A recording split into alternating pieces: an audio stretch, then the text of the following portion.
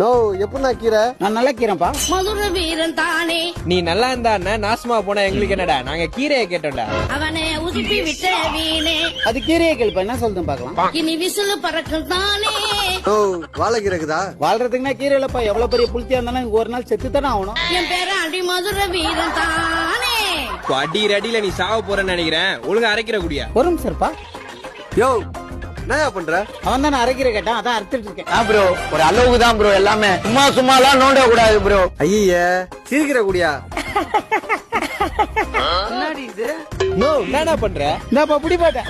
அவன் தானே சிரிக்கிற கேட்டா, அதான் சிச்சனே கொடுக்குறேன். ஓஹோ அப்படியா? அரைக்கீரை கேட்டா அறுத்து குடுக்குற, சிரிக்கிற கேட்டா சிச்சினே குடுக்குற, முளைக்கீரை கேட்டா எப்படியா கொடுப்ப? டாய் மொத்தமே கொடுப்பா.